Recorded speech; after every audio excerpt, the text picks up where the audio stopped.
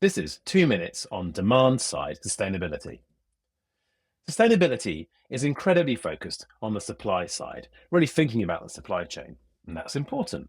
Thinking about energy provision, what goes into the making of products and services to keep them clean and green, how you manufacture, how you distribute, and ultimately a huge amount of emphasis on reporting. We think that that's not enough to drive the change we need. We need to think more about demand side sustainability, which connects the two up. Let me explain. Demand side thinks about shaping customer behaviors. In this instance, Amazon Delivery Day is a better choice and should be more inspiring than choosing just the default next day delivery. What about platforms? We need to help make sustainable choices easy and simple for people to get involved with. What about the propositions? Is the offer attractive?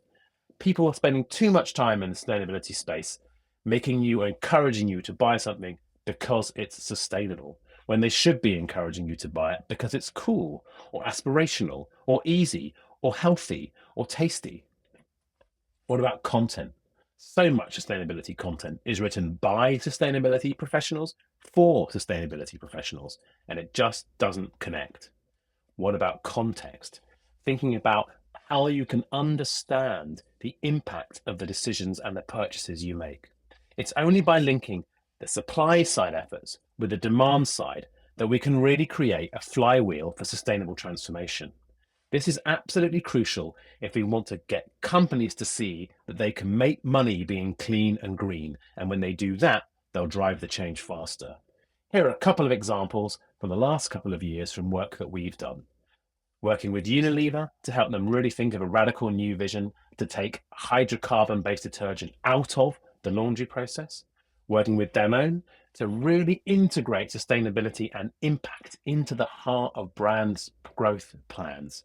Working with Trainline to help shift 10 million round trips of football fans from road to rail in the next 10 years by inspiring the right sorts of behaviours. And finally, working with First Choice, the travel company, to redesign the entire platform to inspire and encourage people to choose more sustainable travel. If you'd like to know more about how to do this, then get in touch. We'd love to hear from you.